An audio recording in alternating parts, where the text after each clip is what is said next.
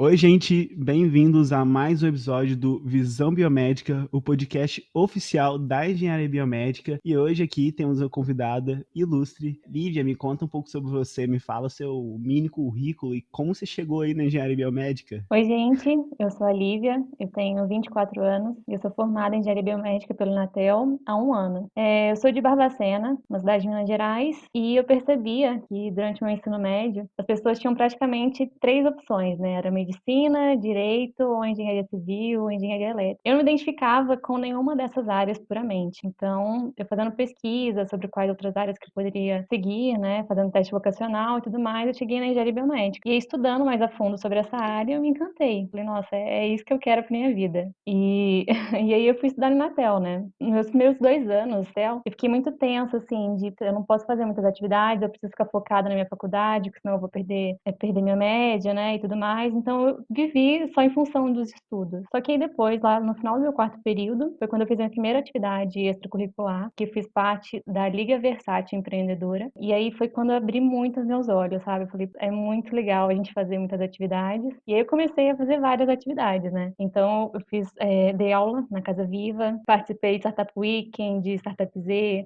Hacktown. Então eu não podia ver um evento voluntário que eu já queria estar fazendo parte, Eu né? mesmo.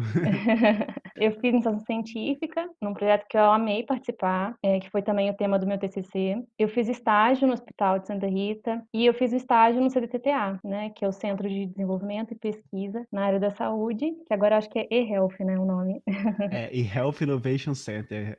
Muito bom. E esse estágio de um ano me possibilitou, assim, abrir muita mente, né? Eu tive em contato com muitos projetos, com muitas pessoas, e aí foi uma experiência muito bacana. Então, foi isso. Eu percebi que na minha faculdade, quanto mais atividades eu fazia, mais comprometida eu ficava com a faculdade, né? Maior era o meu engajamento e melhor as minhas notas ficavam, por incrível que pareça.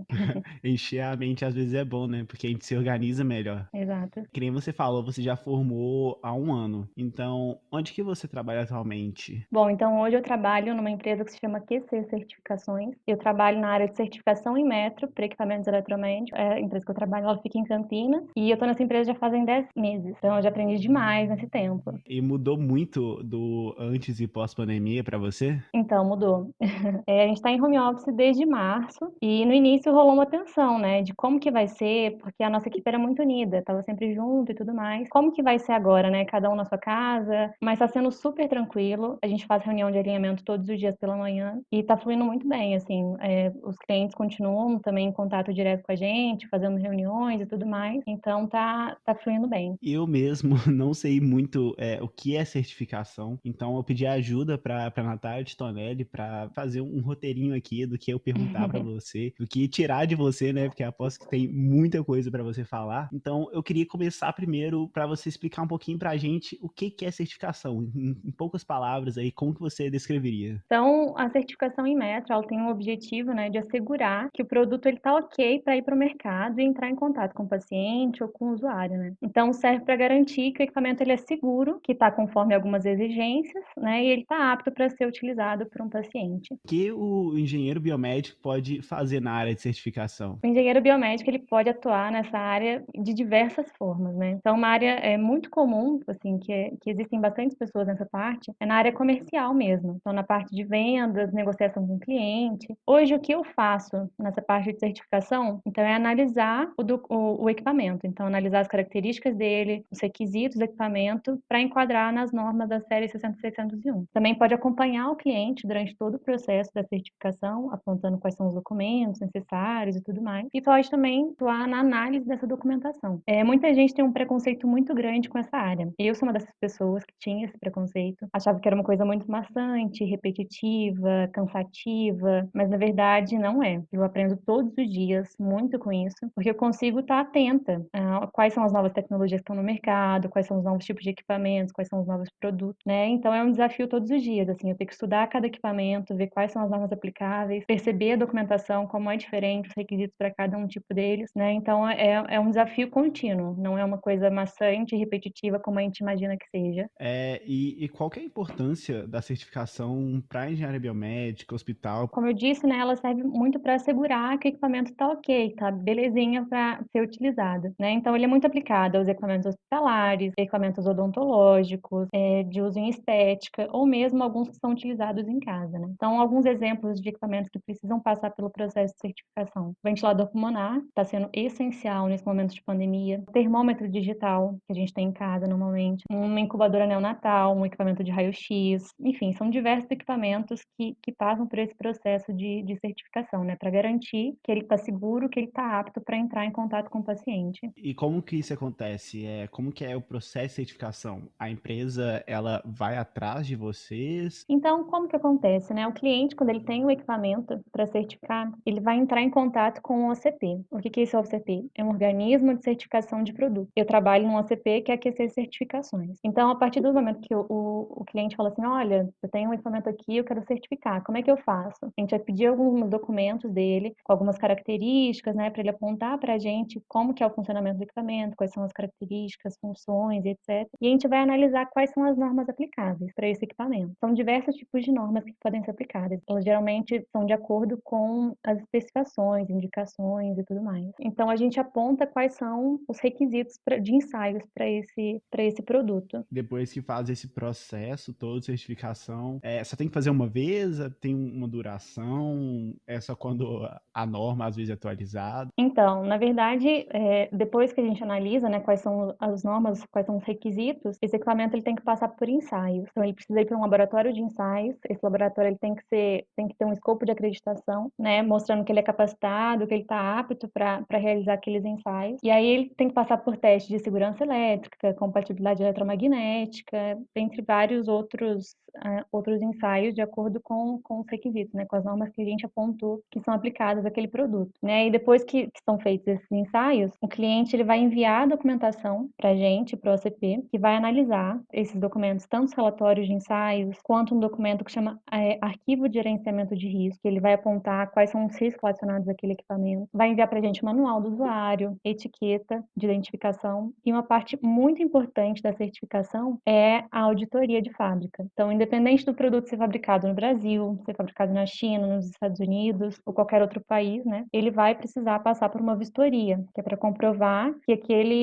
aquela fábrica ela atende aos requisitos, né? Então, que ela atende ao processo produtivo e também que o projeto está de acordo, que também toda a documentação está correta. E depois que enviam todos esses documentos, né, passa por todo esse processo, a gente avalia e é emitido um certificado. Esse certificado tem validade de 5 anos, mas ele precisa passar anualmente pelo processo de manutenção. O que vai ter nessa manutenção? Vai ser feita a auditoria de fábrica todos os anos, e aí também a gente vai avaliar se teve alguma mudança no produto, se não teve. Vai precisar fazer os ensaios só se tiver tido alguma alteração no produto. Se não tiver alteração, não é necessário fazer os ensaios, né? E aí, a cada 5 anos, precisa renovar, fazer os ensaios de novo, passar por todo esse processo. Parece que é muita coisa, né? Um processo grande e tudo mais, mas a gente tem que levar em conta que a gente está lidando com pacientes, né? A gente está lidando com vidas. Então, é de extrema importância que ele esteja de acordo com as normas, com requisitos, principalmente de segurança elétrica, para que nunca haja nenhum tipo de risco. Como eu falei, eu não sei realmente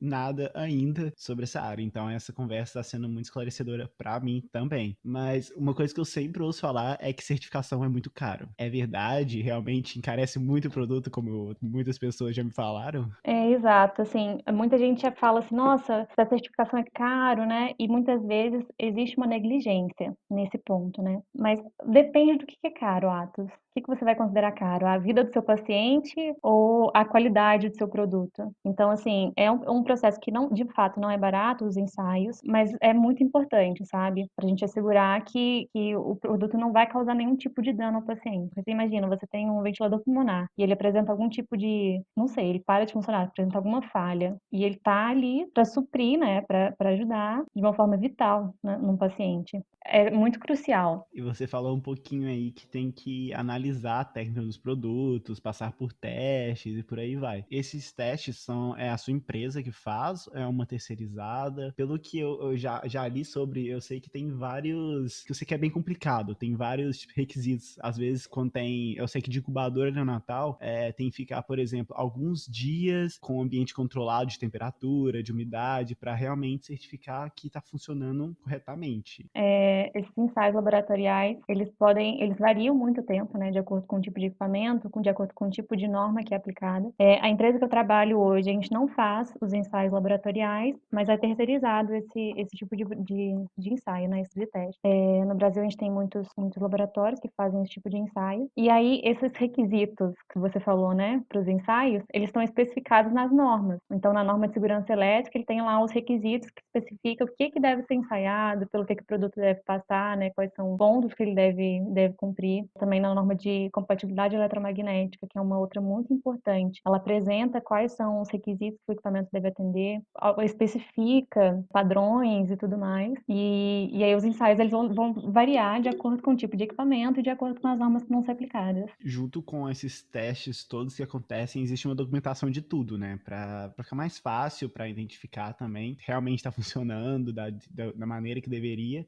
E essa documentação, como que funciona? Ela é revisada? Então, depois de passar pelos ensaios, esse laboratório de ensaios ele vai emitir para a gente um relatório, né? Esse relatório ele vai apontar quais foram os pontos que o equipamento atendeu muito bem e se tiver algum tipo de falha, se ele apresentou falha em algum ponto, em algum requisito, ele vai apontar para a gente também. Então, pode ser que o equipamento tenha que refazer os ensaios, né? Então, ele precisa voltar, talvez, para a fábrica, fazer alguns ajustes para voltar para o laboratório e refazer os ensaios. Ou, se já tiver tudo certinho, tá beleza, então ele já pode passar por essa fase, né? Mas, além disso, tem também aquele documento que eu comentei, que é o arquivo de gerenciamento de risco, né? Então, isso é feito pelo próprio fabricante, apontando quais são os riscos relacionados àquele equipamento. E isso é de extrema importância também, que ele vai definir ali o que pode ocorrer com aquele equipamento. E normalmente vai de primeira ou às vezes tem que volta muitas vezes dos ensaios? Eu acho que depende também um pouco da complexidade do equipamento, também do preparo e, enfim, normalmente acontece de passar de primeira, mas às vezes tem algum ajuste ou outro ali que precisa ser feito. São raros os casos que tem que refazer tudo, assim. Com essa pandemia, a gente está ouvindo muito sobre ventilador pulmonar aí. Teve alguma alteração para certificação desse tipo de produto, de equipamento? Algumas portarias foram lançadas justamente para facilitar um pouco esse processo de certificação, né? Então, por exemplo, a auditoria que eu comentei com você, né, que precisa ser feita na fábrica, normalmente ela é feita na fábrica, independente se é na China, nos Estados Unidos, etc. O auditor ele tem que ir na fábrica. Agora, nesse período de pandemia, pelo menos até o final do ano, essa auditoria já pode ser feita de forma remota. Então, o fabricante vai enviar os documentos para o auditor, né? Eles vão fazer uma reunião, enfim, enviar vídeos ou o que seja, e essa auditoria pode ser realizada de forma remota. Além disso, para os equipamentos que são cruciais nesse período de pandemia, também tiveram algumas alterações para facilitar um pouco esse processo de certificação. E que nem você falou, você tem que estudar muito, né? Porque quem está falando, sai na portaria, sai novas atualizações, as normas, ou o que vocês devem fazer. Então, acaba que é uma profissão, acho que todas as profissões são assim, mas que acaba tendo que estudar sempre, né? É muito difícil ficar acompanhando isso, é difícil entender essas normas, ou se você pegar ali e ler direitinho, você já leu várias vezes, né? Ou você já leu uma vez, já pegou tudo. Ah, não, sem dúvida, assim, um estudo contínuo, contínuo. A cada novo equipamento que chega, são novos requisitos. Então, eu preciso estudar primeiro o equipamento, né? Ver o que ele tem de característica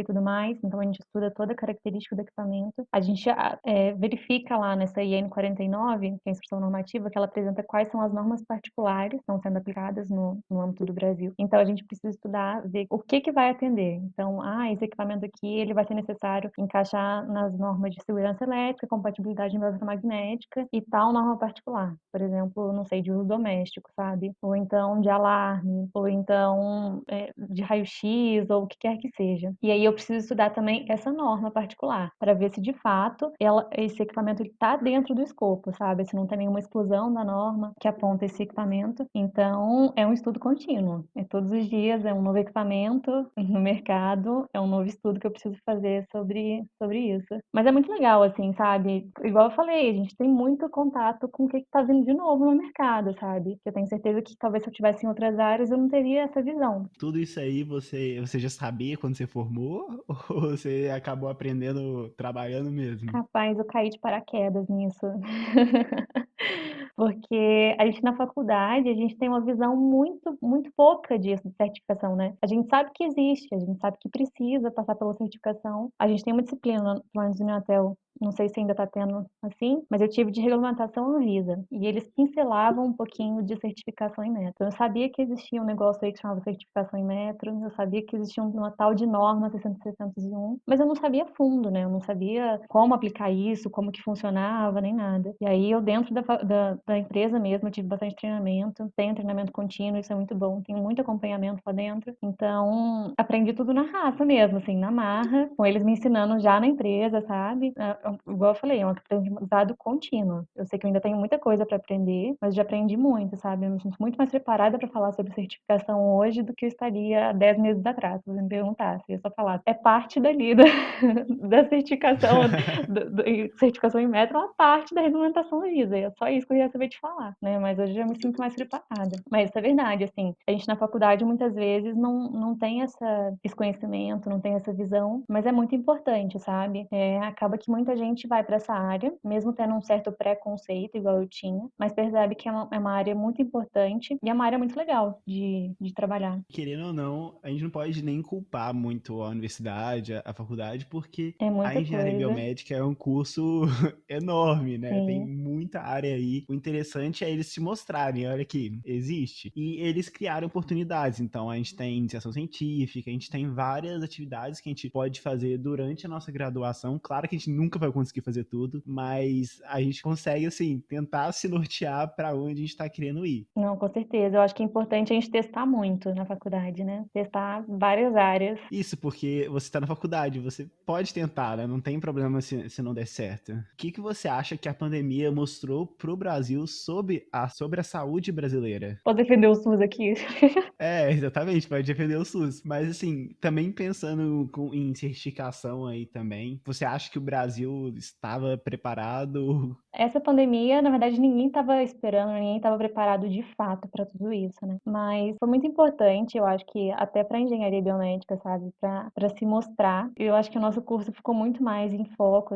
Acho que muita gente começou a conhecer um pouquinho mais sobre engenharia biomédica mesmo, né? Mas dizer que o Brasil estava preparado para isso, com certeza não estava, né? Mas a gente tem recursos, sabe? A gente tem capacidade, entendeu? Lógico, às vezes falta um pouco de mão de obra, talvez fábrica, sabe? Para conseguir fazer todos os equipamentos, etc. Voltando um pouco para a certificação, aconteceu em muitos casos que às vezes o equipamento não estava certificado, não estava passando por um processo legal, então tiveram várias notícias também de problemas que tiveram com os equipamentos, sabe? Causou a morte de paciente, por exemplo, com ventilador pulmonar, sabe? Por causa de bateria e tudo mais. Então, puxando um pouquinho para o meu lado da certificação, né? Isso mostra muito como que é importante, sabe? A gente ter um controle dos equipamentos de fato, entendeu? Mostrar que ele tá ali, tá certinho, que tá bacana para ir pro mercado, sabe? E agora, outra pergunta bem complexa, mas acaba sendo a resposta igual de todo mundo, bem parecida. Você acha que o engenheiro biomédico,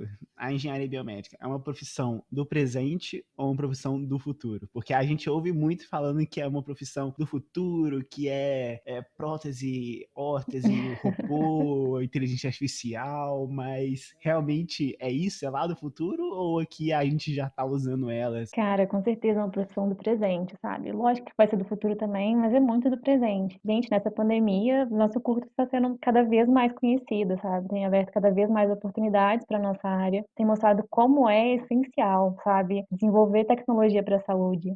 Eu sou encantada com isso, sabe? Sou apaixonada pela área e quem me conhece sabe muito bem disso, como é que me brilha os olhos falar sobre engenharia biomédica, porque eu costumo dizer que engenharia biomédica é o curso mais humano do Inatel, sabe? Que a gente precisa ter muito uma empatia, um olhar pro paciente, um olhar pro próximo, pra gente conseguir mesmo fazer, né, o melhor, assim, seja na parte de desenvolvimento de tecnologias, seja na área de engenharia clínica, seja na, sei lá, certificação, ou qualquer outra área que o engenheiro biomédico pode atuar, ele precisa muito ter um olhar pro próximo, né? E um olhar pro próximo tá sendo muito essencial agora. É profissão do presente, sabe? Com certeza. Eu amo esse curso. Então eu queria agradecer pela sua presença virtual aqui no nosso podcast. Eu que É agradeço o um prazer convite. sempre convidar pessoas que estão na área, assim, que querem compartilhar um pouquinho, porque, que nem a gente falou, a engenharia biomédica é enorme, então tem muita coisa pra gente explorar por aí. E, por exemplo, certificação é uma área que eu acho muito legal, mas que eu nunca tive em contato muito direto, então pra mim esse episódio vai ser, tipo, tá lá no top 3, viu? Legal, que bom. Espero que tenha conseguido passar um pouquinho sobre o que é a certificação. Espero que não tenha parecido que é uma coisa muito chata e maçante, porque, gente, não é. A gente aprende realmente cada dia mais, cada dia um pouquinho. A gente consegue ver o que tem de novo no mercado, né? A gente consegue estudar muito, muito, muito, muito sobre as normas, sobre os requisitos e tudo mais, até sobre o que é essencial para um equipamento ter, para ele funcionar bem, né? Para não ter nenhum tipo de prejuízo para o paciente. Queria pedir para todo mundo seguir o Instagram do Visão Biomédica. Essa semana aí a gente tá tendo novidades. Tchau, gente. Tchau, tchau.